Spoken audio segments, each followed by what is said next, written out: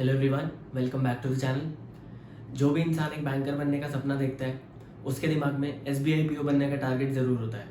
And इस साल ये गोल्डन अपॉर्चुनिटी आपके सामने आ चुकी है एंड मेजॉरिटी बैंकिंग एस्पिरेंट्स का टारगेट होगा कि वो इस साल एसबीआई पीओ का एग्जाम क्रैक करें। इस वीडियो में हम बात करेंगे कि एसबीआई पीओ बनने के लिए आपको क्या क्या करना पड़ेगा, क्या वो पूरी स्ट्रैटेजी रहनी चाहिए अभी से लेके एग्जाम डे तक, जिसको फॉलो करके आप डेफिनेटली ये एग्जाम क्वालिफाई कर पाओ।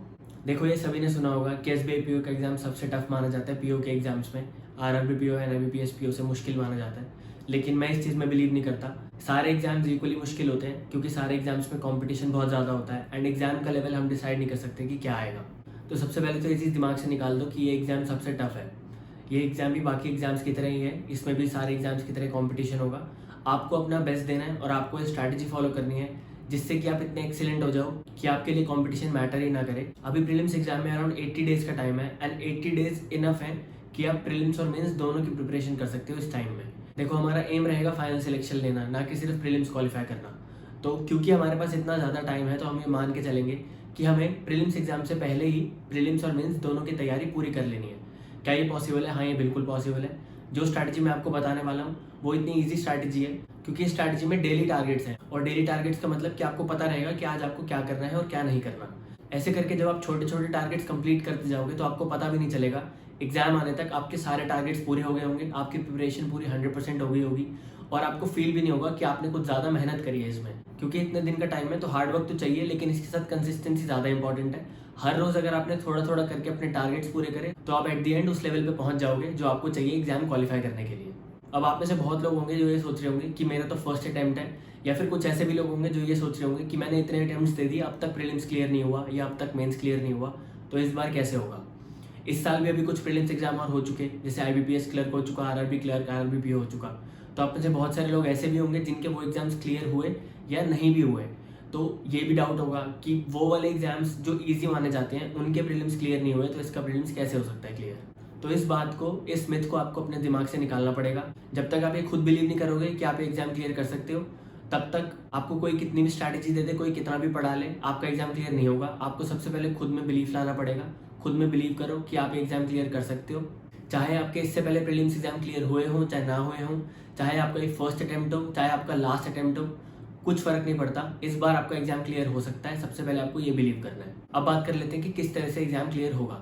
तो जैसे मैंने बताया 80 डेज का टाइम है अराउंड एसबीआई पीओ प्रीलिम से पहले, और उसके बाद भी हमें कुछ टाइम मिलेगा मेंस के लिए। तो हम ये सोचेंगे ही नहीं कि हमें मेंस के लिए टाइम मिलेगा, हमें मान के चलते हैं कि हमारे पास 80 डेज हैं पीओ प्री एंड मेंस दोनों को कवर करने के लिए। तो हम स्टार्टिंग से ही दोनों को लेके चलेंगे, अपने कंसेप्ट बिल्ड करेंगे। वो मैं आपको आगे बताऊंगा कि किस तरह से आप कंसेप्ट बिल्ड करोगे, किस तरह से आप तैयार होगे प्री और मेंस दोनों के लिए, जिससे कि आपका फाइनल सिलेक्शन इंश्योर हो पाए। आज जो मैं आपको स्ट्रैटेजी देने वाला हूँ ये नेक्स्ट 50 डेज के लिए होने वाली है। आप में से कुछ लोग ये वीडियो आज देखेंगे जब मैं अपलोड करूंगा, कुछ लोग 10 दिन बाद भी देखेंगे, कुछ 20 दिन बाद भी देखेंगे। तो इस स्ट्रैटेजी को आप 20 दिन बाद भी फॉलो करना स्टार्ट कर सकते हो, क्योंकि मैं 50 दिन की स्ट्रैटेजी बताने वाला हूँ। एग्जाम में 80 डेज का टाइम है, मैं 50 दिन की बताने वाला हूँ। एग्जाम से 30 दिन पहले तक, जब एग्जाम में 1 महीना बचेगा, तब मैं दूसरी वीडियो जरूर बनाऊंगा जिसमें मैं आपको बताऊंगा कि अगले 30 दिन के लिए आपको क्या करना है। तो इस स्ट्रैटेजी वीडियो को आप आज देखो या 15 दिन बाद देखो, आप जिस भी दिन देखो उस दिन से स्टार्ट कर सकते हो। और अगर उस दिन से भी आपने इस वीडियो को एग्जैक्टली जैसे मैं बता रहा हूँ वैसे फॉलो कर लिया तो आपका एसबीआई पीओ का एग्जाम इस बार पक्का होगा। अगर आप इस चैनल पर नए हो और चैनल को सब्सक्राइब नहीं किया अब तक तो चैनल को सब्सक्राइब जरूर करो एंड नोटिफिकेशंस भी ऑन कर लो। इस बार एसबीआई पीओ मेंस के एग्जाम पैटर्न में थोड़ा चेंज हुआ है। 50 क्वेश्चन आएंगे जीए में, जिनकी वेटेज होगी 60 मार्क्स। जीए की वेटेज इंक्रीज हो चुकी है। इससे साफ क्लियर होता है कि एसबीआई जीए पे ज़्यादा फोकस कर रहा है, करंट न्यूज़ पे ज़्यादा फोकस कर रहा है। आपकी नॉलेज करंट न्यूज़ को लेकर अच्छी होनी चाहिए। तो हम इस बेसिस पे चलेंगे कि हमें जीए पहले से कवर करनी है। तो सबसे पहले जीए की ही बात कर लेते हैं कि जीए किस तरह से कवर करनी है। मैं आपको रिकमेंड करूंगा कि जीए आप अगस्त से करके जाओ, अगस्त, सितंबर, अक्टूबर, नवंबर, दिसंबर, क्योंकि दिसंबर एंड में या जनवरी स्टार्टिंग में आपका मेंस एग्जाम होगा। तो अगर अगस्त से लेकर आप शुरू करोगे तो आपके 5 महीने पक्के हो जाएंगे, क्योंकि अभी हमारे पास इनफ टाइम है। तो 5 महीने किए जा सकते हैं। अभी से ये मत सोचने लग जाना कि 3 महीने के ही कर लेते हैं, अभी छोड़ देते हैं जीए। ये चीज़ मैंने पहले भी एक बार बोली है, दोबारा रिपीट कर देता हूँ। ऐसा हो सकता है कि आपके एग्जाम में एग्जामिनर रीजनिंग, कॉन्ट्स, इंग्लिश इतनी मुश्किल दे दे कि वो किसी से भी ना हो पाए। लेकिन जो लोग जीए अच्छे से पढ़ के जाएंगे, जो लोग जीए 5-6 महीने की करके जाएंगे, उनको वहाँ पे एडवांटेज हो जाएगा। और अगर आप उनमें से हुए जो जीए 3 महीने की करके गए हो, वो भी सिर्फ ऊपर ऊपर से पढ़ के गए हो, हेडलाइंस पढ़ ली, तो आप जीए में भी स्कोर नहीं कर पाओगे। तो इसलिए मैं बोल रहा हूँ जीए वो सेक्शन है जिसमें आप बाकी लोगों के आगे निकल सकते हो, बाकी लोगों से एडवांटेज ले सकते हो। चाहे आपकी क्वांट्स रीजनिंग एवरेज लेवल पे भी होगी, लेकिन अगर आप जीए अच्छे से पढ़ के जाओगे तो जीए आप बाकी लोगों से अच्छी करके आ पाओगे। और इस बार जीए की वेटेज भी इंक्रीज हो चुकी है, तो इस हिसाब से आप समझ सकते हो जीए की इंपॉर्टेंस कितनी है। तो हम 5 महीने कवर करेंगे, अगस्त से लेकर दिसंबर तक। अभी जैसे सितंबर चल रहा है, अगस्त की मंथली पीडीएफ उठानी है। मंथली पीडीएफ को 5 से 6 दिन में कवर करना है। अफेयर्स क्लाउड की मंथली पीडीएफ लेना, उसको 5 से 6 दिन में कवर करना। उसके बाद 1-2 दिन लगा के उसके मंथली एमसीक्यूज कर लेना। ऐसे करके 7 से 8 दिन में अगस्त खत्म हो जाएगा। अच्छे से पढ़नी है, बिल्कुल डीप में पढ़ना है पूरा। जैसे कोई भी एक न्यूज़ होती है, उसकी हेडलाइन दी होती है, उसके नीचे उसका एक पैराग्राफ होता है। आपको फर्स्ट टाइम में क्या करना है, हेडलाइन आपने पढ़ ली, पैराग्राफ जब रीड करोगे तो मार्क कर लेना या अलग से नोट्स बना लेना। उस पैराग्राफ में कुछ कुछ डेटा पॉइंट्स काफ़ी इंपॉर्टेंट होते हैं जो एग्जाम में पूछे जा सकते हैं। आपको खाली उनको नोट करना है या फिर उनको मार्क करना है। जब आप सेकंड टाइम रिवीजन करोगे तब आपको सिर्फ वही पॉइंट्स पढ़ने हैं जो आप मार्क करोगे। सेकंड टाइम आपको पूरा पैराग्राफ नहीं पढ़ना पड़ेगा, ये सिर्फ एक बार की मेहनत है। एक बार जब आप पढ़ लोगे तब आपको पता चल जाएगा ये इंपॉर्टेंट है, ये इंपॉर्टेंट नहीं है। जो इंपॉर्टेंट नहीं है उसको छोड़ देना, जो इंपॉर्टेंट है उसको मार्क कर लेना। इस तरह से आपको फर्स्ट रीडिंग करनी है। 6-7 दिन लगा के फर्स्ट रीडिंग मंथली पीडीएफ की, उसके बाद 2 दिन लगा के एमसीक्यूज। इस तरह से आप 7-8 दिन में पूरा एक महीना खत्म कर दोगे। अगस्त खत्म कर लिया, उसके बाद सेम आपको करना है सितंबर मंथ के साथ। सितंबर की मंथली पीडीएफ 6-7 दिन में मंथली पीडीएफ पूरी पढ़नी है। उसके बाद 2 दिन लगा के उसके एमसीक्यूज करने हैं। इस तरह से आपके 2 महीने पूरे हो जाएंगे एंड अक्टूबर स्टार्ट हो जाएगा। अक्टूबर से लेकर दिसंबर तक आपको डेली पीडीएफ पढ़नी है जो अफेयर्स क्लाउड की आती है। डेली पीडीएफ पढ़नी है, डेली उसके एमसीक्यूज करने हैं। और आप जब मंडे से सैटरडे तक डेली पीडीएफ पढ़ लोगे तो उसके बाद उसी संडे को लास्ट 6 दिन को रिवाइज करना है। जो आपने मंडे से सैटरडे में पढ़ा उन डेली पीडीएफ्स को ही आपको संडे को रिवाइज करना है। ये आपको हर वीक फॉलो करना पड़ेगा। जब आप ऐसा करोगे तो जब आपका अक्टूबर मंथ खत्म होगा तब आप देखोगे कि आप सारे डेज तो एक बार पढ़ चुके थे, साथ ही साथ जब आपने वीकली रिवाइज कर लिया तो आपने 2 रीडिंग कर ली। और जब मंथ खत्म होने को आएगा तब लास्ट के 2 दिन आपको देने हैं पूरा मंथ रिवाइज करने में, क्योंकि आप 2 बार ऑलरेडी पढ़ चुके होगे। तो आपको मंथ रिवाइज करने में 2 से 3 दिन ही लगेंगे, इससे ज़्यादा टाइम नहीं लगेगा। ऐसे करने से जब अक्टूबर, नवंबर, दिसंबर खत्म होगा तब आप ये तीनों मंथ 3-3 बार रीड कर चुके होंगे।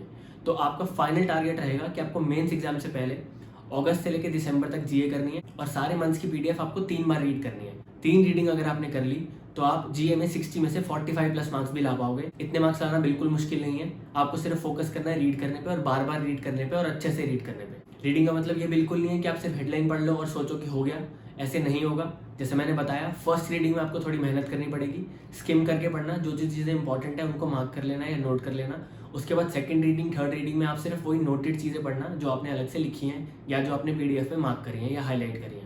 इस तरह से आपको 3 रीडिंग करनी है इन 5 महीने की। एंड अगर जीए अच्छे से कर ली तो आप कंपटीशन में बहुत आगे निकल जाओगे, क्योंकि बहुत कम लोग होते हैं जो जीए इस तरह से करके आते हैं। और जो इस तरह से करके आते हैं वही लोग जीए में 80% से ज़्यादा स्कोर कर पाते हैं जीए के सेक्शन में। अब हम बात कर लेते हैं बाकी 3 सेक्शंस की। तो जैसे मैंने पहले बताया था, 50 दिन में कवर करेंगे हम पूरी प्रिपरेशन को। 50 दिन को 5 हिस्सों में बांट लिया, 10-10 दिन के। जब पहले 10 दिन होंगे डे 1 से लेकर डे 10 तक, इसमें बताता हूँ क्या करना है। कॉन्ट्स में simplification, approximation, number series and quadratic equation, सिर्फ ये 4 टॉपिक उठाने हैं। 10 दिन का टाइम है, ये 4 टॉपिक उठाने हैं। एक टॉपिक को करने में 1 दिन लगेगा। 1 दिन मतलब उसका कंसेप्ट सीखने में कि किस तरह से क्वेश्चन सॉल्व होते हैं। तो एक टॉपिक पे 1 दिन लगा दिया, उसके कंसेप्ट सीख लिए। ऐसे ही दूसरे टॉपिक पे दूसरा दिन, तीसरे पे तीसरा दिन, चौथे पे चौथा दिन। 4 दिन में 4 टॉपिक के कंसेप्ट सीख लिए। इसके बाद बचे हुए 6 दिन आपको सिर्फ और सिर्फ प्रैक्टिस करनी है। तो बेसिकली आपको पहले 10 दिन में इन 4 topics, approximation, simplification, number series and quadratic equation, in 4 topics के कंसेप्ट सीखने हैं, अप्रोच सीखनी है। और इन सारे टॉपिक्स के 30 क्वेश्चन ईच आपको हर रोज प्रैक्टिस करने हैं। जब आप हर टॉपिक के 30 क्वेश्चन कर लोगे 10 दिन तक हर रोज, तो आपके 300 क्वेश्चन हो गए होंगे 10 दिन खत्म होने पे। इस तरह से आपकी इतनी ज़्यादा प्रैक्टिस हो जाएगी कि आपको इन टॉपिक्स पे कॉन्फिडेंस आ जाएगा। अब बहुत सारे लोग जब ये करने बैठेंगे तो टाइम ज़्यादा लग सकता है, तो इस चीज़ को लेकर डिमोटिवेट नहीं होना कि टाइम ज़्यादा लग रहा है। अभी स्टार्टिंग है, आपके स्टार्टिंग के 10 दिन है, आपको सिर्फ फोकस करना है अप्रोच सीखने पे, आपके कंसेप्ट बिल्ड करने पे, ना कि आपकी स्पीड पे। स्पीड धीरे धीरे इंप्रूव हो जाएगी। पहले 10 दिन है, फोकस करना है सिर्फ अप्रोच पे। आपका एम रहना चाहिए कि जब आप क्वेश्चन सीख रहे हो, जब आप क्वेश्चन कर रहे हो, तो जब आप क्वेश्चन खुद से करोगे आपके आंसर सही आने चाहिए, आपके आंसर गलत नहीं आने चाहिए। इससे आपको पता चल जाएगा कि आप एक्यूरेटली सारे क्वेश्चन कर पा रहे हो। यही सेम पैटर्न फॉलो करना है रीजनिंग में। रीजनिंग के जो मिसलेनियस टॉपिक्स हैं, 4 टॉपिक्स मैं बता देता हूँ। Inequalities, syllogisms, direction sense and blood relation, ये 4 टॉपिक्स कवर करने हैं। जैसे कॉन्ट्स किया वैसे ही ये कंसेप्ट सीखने चारों के वैरायटी ऑफ क्वेश्चंस प्रैक्टिस करने हैं। हर टाइप के क्वेश्चन के कंसेप्ट आने चाहिए आपको। जैसे सिलॉग्स में अलग अलग टाइप होते हैं, कुछ सिलॉग में 2 स्टेटमेंट होती हैं, 3 होती हैं, 4 होती हैं, कुछ में ओनली वाला केस होता है। तो ये सारे टाइप के सिलॉग्स आपको आने चाहिए। ऐसे ही सारे टाइप की इनइक्वालिटीज आनी चाहिए, नॉर्मल इनइक्वालिटीज, मल्टीपल स्टेटमेंट्स वाली इनइक्वालिटीज या फिर कोडेड इनइक्वालिटीज। तो आपको सारे कंसेप्ट सीखने हैं। आपका एम रहना चाहिए कि आपको सिर्फ कंसेप्ट बिल्ड करने हैं, स्पीड ऑटोमेटिकली इंक्रीज हो जाएगी एक बार आपको क्वेश्चन सही सॉल्व करने आ गए तो। और सेम फॉलो करना है ब्लड रिलेशन के केस में और डायरेक्शन सेंस के केस में। ये 4 टॉपिक्स आपको करने हैं, हर रोज 30 क्वेश्चन ईच। इसमें भी आप डे 10 तक पहुंचोगे तो आप 300 क्वेश्चन हर टॉपिक के कर चुके होंगे। तो कॉन्ट्स और रीजनिंग में पहले 10 दिन का फिक्स हो गया। अब बात कर लेते हैं इंग्लिश की। आप में से कुछ लोग होंगे जिन्होंने अपनी स्कूलिंग इंग्लिश में की है, आपने 10th 12th तक इंग्लिश पढ़ी है। कुछ लोग होंगे जिन्होंने स्कूलिंग इंग्लिश में नहीं की। दोनों लोगों के लिए अलग स्ट्रैटेजी रहने वाली है, क्योंकि जिन्होंने अब तक इंग्लिश नहीं पढ़ी उनको अपने बेसिक्स क्लियर करने पड़ेंगे, और जिन्होंने इंग्लिश पढ़ ली उनके बेसिक्स मैं अज्यूम कर रहा हूँ कि क्लियर होंगे। थोड़े बहुत तो क्लियर होंगे कि आपने 10th 12th क्लास पास की है, तो ऑब्वियसली क्लियर होंगे। तो सबसे पहले वो लोग जिन्होंने अब तक इंग्लिश नहीं पढ़ी है, जिनके लिए इंग्लिश नया सब्जेक्ट है, रीडिंग आपके लिए बहुत ज़्यादा इंपॉर्टेंट होने वाली है। कोई ऐसा टॉपिक होगा, कोई ऐसा सब्जेक्ट होगा किसी भी फील्ड का जिसमें आपको इंटरेस्ट हो। आपको स्पोर्ट्स में इंटरेस्ट है, आपको बिजनेस में इंटरेस्ट है, आपको फाइनेंस में इंटरेस्ट है, कोई भी एक टॉपिक हो सकता है जिसमें आपको इंटरेस्ट है। उस पर्टिकुलर टॉपिक का कोई भी आर्टिकल आप पढ़ लो, गूगल पे जाओ, उस पर्टिकुलर टॉपिक का नाम लिखो, जो भी आर्टिकल आपके सामने आता है उसको आपने रीड करना है, बोल बोल के रीड करना है। मैं आपके इंटरेस्ट वाले टॉपिक्स इसलिए बोल रहा हूँ क्योंकि जो चीज़ आपके इंटरेस्ट की है उसमें आपको बेटर समझ आएगा, आपको जल्दी समझ आएगा कि एक पैराग्राफ का मतलब क्या है। जिन लोगों ने इंग्लिश अब तक नहीं पढ़ी, जिनको थोड़ी बहुत रीडिंग करनी आती है बट इतने अच्छे नहीं है इंग्लिश में, तो ये चीज़ आपको करनी पड़ेगी। इंग्लिश का कोई भी टॉपिक आपको उठाना है जो आपके इंटरेस्ट का हो, उसको आपको रीड करना है। कोई भी बुक उठा सकते हैं जो आपके इंटरेस्ट की हो, कुछ भी ऐसा जो इंग्लिश में लिखा है पूरा पैराग्राफ, उसको आपको रीड करना है और बोल बोल के रीड करना है। लाउड रीडिंग करनी है। मन मन में रीड करोगे तो उसका फायदा कम होगा। जितनी ज़्यादा लाउड रीडिंग करोगे उतना ज़्यादा जल्दी आपकी इंग्लिश इंप्रूव होगी। तो जिन लोगों की इंग्लिश अच्छी नहीं है उनको कोई भी टॉपिक उठा के रीडिंग करनी है हर रोज 30 मिनट्स। ये आपको पक्का करना ही पड़ेगा। न्यूज़पेपर मत पढ़ना, एडिटोरियल मत पढ़ना, वो आपके लिए थोड़ा ज़्यादा टफ हो जाएगा। सिर्फ इससे आपको रीडिंग स्टार्ट करनी है। और इसके साथ एक बुक है, how to read better and faster by Norman Lewis. ये बुक आपको ले लेनी है। इस बुक से रीडिंग करना, ऑनलाइन पीडीएफ भी मिल जाएगी इस बुक की, तो फिजिकल बुक खरीदने की जरूरत नहीं है। और कोशिश करनी है कि 10 दिन में आप ये बुक पूरी रीड कर लो, पूरी खत्म कर दो। और लाउड रीडिंग करनी है, फिर से बोल रहा हूँ। रीडिंग के केस में आपको सिर्फ इतना करना है क्योंकि स्टार्टिंग स्टेज है। अब जो बाकी लोग हैं जिनकी इंग्लिश ठीक ठाक है, जिनको इंग्लिश पढ़नी भी आती है, समझ भी आ जाती है, उनको न्यूज़पेपर रीड करना है डे 1 से। Newspaper including editorial. न्यूज़पेपर जब रीड करोगे तो ये सोच के भी रीड करना कि जीए में भी काम आएगा, डिस्क्रिप्टिव टेस्ट में भी काम आ सकता है। तो इसलिए न्यूज़ जब पढ़ो अच्छे से पढ़ना, उसको समझना क्या मतलब है उसका। एंड इसी तरह से एडिटोरियल भी रीड करना है, अच्छे से पढ़ना है, पूरा पैराग्राफ समझना है क्या मतलब है उसका। कोई वर्ड समझ नहीं आ रहा, कोई फ्रेज समझ नहीं आ रहा, उसको जाके गूगल पे लिखो, उसका मतलब पता चल जाएगा। इस तरह से आपको एडिटोरियल भी पढ़ना है और न्यूज़पेपर भी पढ़ना है। इसके बाद अब जो मैं बताऊंगा वो कॉमन रहेगा सब लोगों के लिए, चाहे आपने इंग्लिश पहले से पढ़ रखी हो चाहे ना पढ़ रखी हो। आपको अपने ग्रामर के बेसिक्स कंसेप्ट दोबारा से क्लियर करने हैं या रिवाइज करने हैं। कोई भी इंग्लिश ग्रामर की बुक उठा लेना, स्कूल लेवल की, 6th 7th 8th क्लास की कोई भी इंग्लिश ग्रामर की बुक। उसमें nouns, pronouns, tenses, verbs, adverbs, subject verb agreement, ये सारे जितने भी टॉपिक्स हैं ग्रामर के, जब आप ये बुक्स खोलोगे तो इनमें आपको रूल्स मिलेंगे। इनके रूल्स रटने नहीं है, रूल्स समझ के उनको अप्लाई करना सीखना है। अगर आपको आता है तो उसको रिवाइज करना है, लेकिन अगर नहीं आता है तो उसको सीखना है। आपका फोकस रहना चाहिए कि रूल्स को आप अप्लाई कर पाओ क्वेश्चंस में, ना कि आपको रूल्स रटने हैं। कुछ लोग होते हैं रूल्स रटने लग जाते हैं और फिर सोचते हैं कि एग्जाम में इस रूल को अप्लाई कर लेंगे। ऐसे नहीं होता। आप जब प्रैक्टिस करोगे, आप जब सीखोगे, आप जब रिवाइज करोगे, आपको हर टाइम रूल्स को अप्लाई करना है, रूल्स को रटना नहीं है। इस तरह से आपकी रिविजन हो जाएगी अगर आपने इंग्लिश पहले से पढ़ रखी है तो, और अगर आपने नहीं पढ़ रखी है तो इस तरह से आपको ग्रामर के बेसिक्स क्लियर हो जाएंगे कि किस तरह से टेंसेस के रूल्स, सब्जेक्ट वर्ब एग्रीमेंट के रूल्स इंग्लिश में किस तरह से अप्लाई होते हैं। ये आपका मेन फोकस रहना चाहिए पहले 10 दिन के लिए। और अगर इसके साथ टाइम बच जाए तो कोशिश करनी है कि हर रोज एक आरसी आप सॉल्व करो। एक आरसी बिल्कुल ईजी लेवल की, बिल्कुल बेसिक लेवल की, बिल्कुल टफ लेवल नहीं जाना, पीओ प्री लेवल पे भी नहीं जाना, क्लर्क प्री लेवल पे आ सकते हो। क्लर्क प्री लेवल में जो आरसी आती है उस लेवल पे जाना है, उसको सॉल्व करना है। एक आरसी हर रोज 10 दिन तक, ये आपको कोशिश करनी है करने की। डे 11 से डे 20 तक जो चीजें हर रोज करनी है मैं सबसे पहले वो बता देता हूँ। तीनों सेक्शन की जो चीज हर रोज करनी है आपको, इसमें एक भी दिन स्किप नहीं करना। ये आपकी प्रैक्टिस के लिए है, तो इसलिए आपको ये हर रोज करना ही पड़ेगा। क्वांट्स में approximation, number series, quadratic equation, ये 3 टॉपिक। रीजनिंग में inequality, syllogisms, blood relation, direction sense, ये 4 टॉपिक जो आप पिछले 10 दिन में कर चुके हैं। और इंग्लिश में न्यूज़पेपर, एडिटोरियल और 2 आरसी इजी लेवल की। ये सारे टॉपिक्स तो मैंने बताया, ये आपको हर रोज करने हैं। हर टॉपिक के 20 क्वेश्चन। इंग्लिश का बता ही दिया, हर रोज एडिटोरियल पढ़ना है, न्यूज़पेपर पढ़ना है और 2 आरसी करनी है बिल्कुल इजी लेवल की। ये आपका रहेगा डेली का, डे 11 से डे 20 तक। इसमें कोई चेंज नहीं आना, पूरे 10 दिन। ये आपकी प्रैक्टिस के लिए, ये आपको करना ही करना है। अब बात कर लेते हैं नए टॉपिक्स की जो आपको कंसेप्ट बिल्ड करने हैं तीनों सेक्शन में। तो क्वांट्स में आपको करना है डीआई, डेटा इंटरप्रिटेशन। यूट्यूब से करते हो या जिस भी ट्यूटर को फॉलो करते हो वहाँ से करना।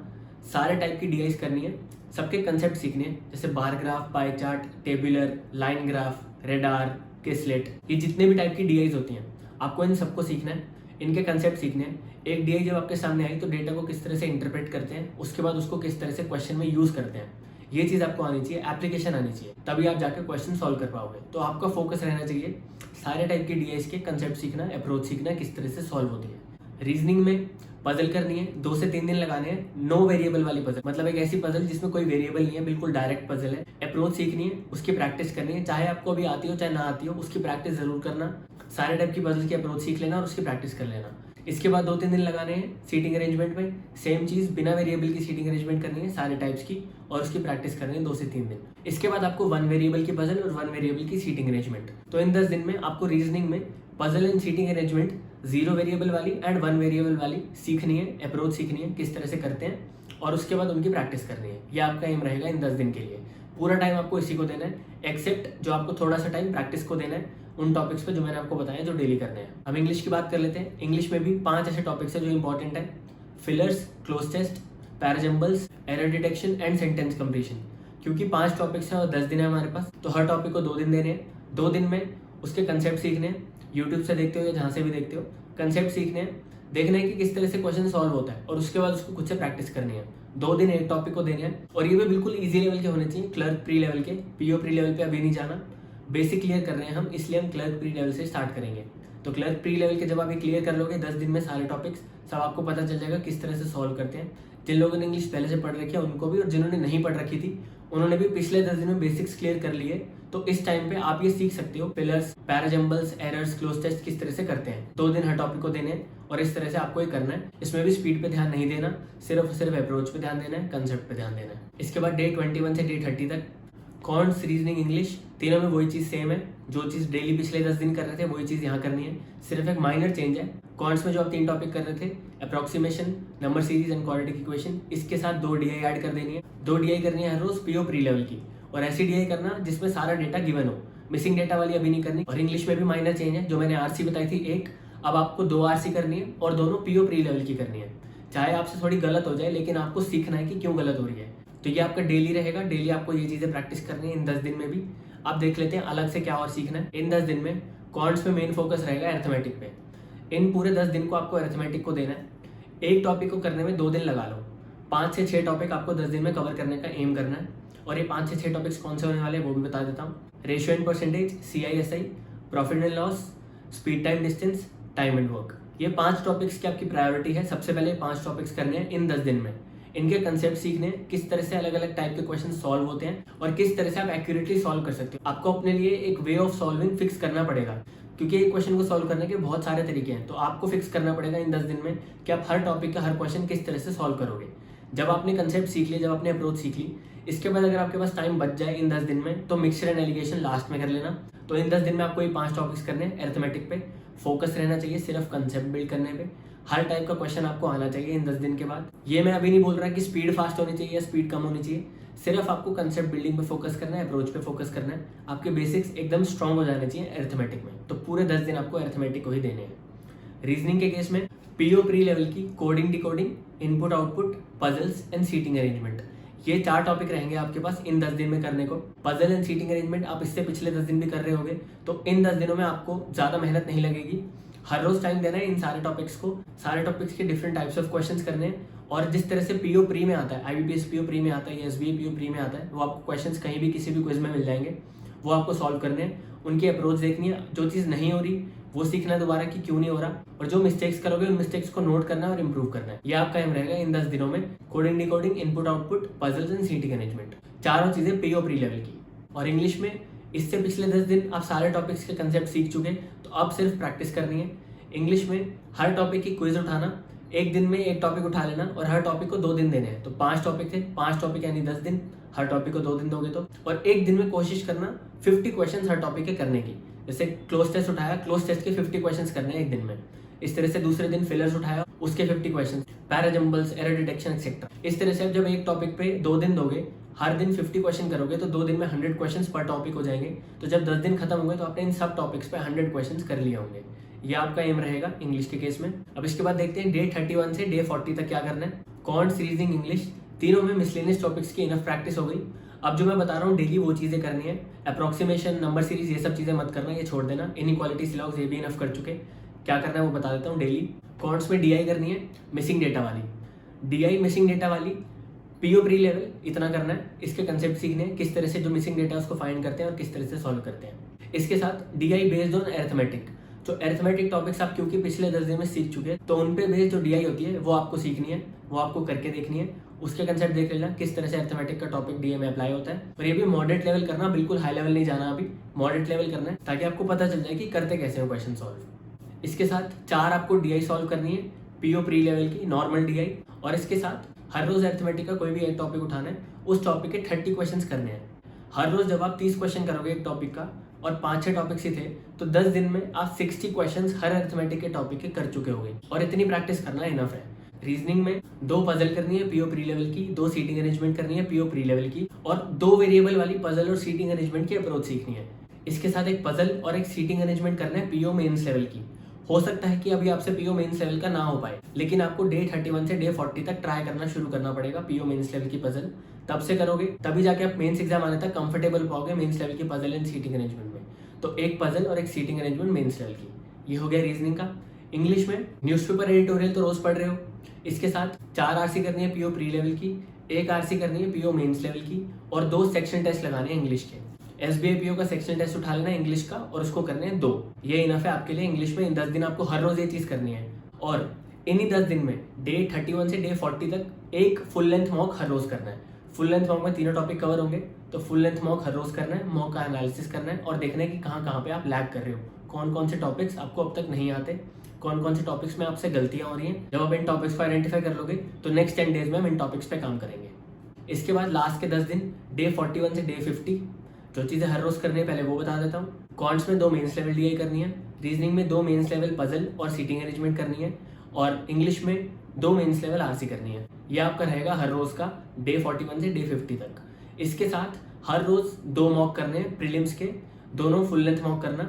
एक मॉक जब कर लोगे उसको एनालाइज करना, उसमें गलतियां देखना, जो क्वेश्चंस आप छोड़ दोगे मॉक में उन क्वेश्चंस को अलग से प्रैक्टिस करना, उसके बाद दूसरे मॉक पे जाना। ऐसे नहीं कि एक मॉक कर लिया फिर दूसरा मॉक कर लिया फिर बाद में दोनों को एक साथ एनालाइज कर रहे हो, ऐसा मत करना। एक मॉक करना है, उसको एनालाइज करना है, उसमें गलतियां देखनी है, जो क्वेश्चन छोड़ दिए वो देखने हैं, वो करके देखने हैं, उसके बाद दूसरे मॉक पे जाना है। तो इन 10 दिन में डे 41 से 50 तक ये आपका रहेगा। हर रोज 2 प्रीलिम्स के मॉक करने हैं फुल लेंथ, और इसके साथ जो मैंने अलग से बताया कॉन्ट्स में 2 DI mains level, 2 puzzle, 2 seating arrangement mains level और 2 आरसी मेंस लेवल। ये रहेगा आपका डे 50 तक। ये हो गई आपकी एसबीआई पीओ की नेक्स्ट 50 डेज की स्ट्रैटेजी। अब अगर आप ये वीडियो आज देख रहे हो, आप ये वीडियो 20 दिन बाद देख रहे हो, दोनों ही केसेस में आप ये स्ट्रैटेजी फॉलो कर सकते हो, क्योंकि आपके एग्जाम में अभी 80 डेज का टाइम है। तो ये स्ट्रैटेजी अगर आप 10 दिन बाद भी शुरू करोगे तो भी आपके पास इनफ टाइम है स्ट्रैटेजी को फॉलो करने का। जैसे जैसे जो चीज़ मैंने जिस दिन बताई है इसको एज इट इज फॉलो करना है। अगर आपने एज इट इज फॉलो किया तो इस बार आपका एसबीआई पीओ क्लियर पक्का होगा, आप एसबीआई पीओ बन पाओगे। इतना ज़्यादा टाइम मिला है, इस टाइम को बेस्ट यूज करना है। और मैंने इसीलिए डे वाइज आपको स्ट्रैटेजी बताई है हर 10 दिन के गैप की, जिससे कि आपको 10 दिन के टारगेट पता हो, आपको पता हो कि इन 10 दिन में मेरे को क्या कवर करना है। जिस भी दिन से इसको फॉलो करना स्टार्ट करो, ये मन बना के करना कि अभी से शुरू कर रहे हैं तो लास्ट डे तक करेंगे और इस पे स्टिक करेंगे। अगर आपने इस पे स्टिक कर लिया तो इस बार आपका एसबीआई पीओ पक्का क्लियर होगा। आई होप आपको ये वीडियो अच्छी लगी होगी। ज़्यादा से ज़्यादा वीडियो को लाइक ज़रूर करें। बहुत ज़्यादा मेहनत एंड टाइम लगा है स्ट्रैटेजी एंड वीडियो को बनाने में, तो जितना हो सके शेयर भी करें एंड चैनल को सब्सक्राइब करना ना भूलें। Thank you so much.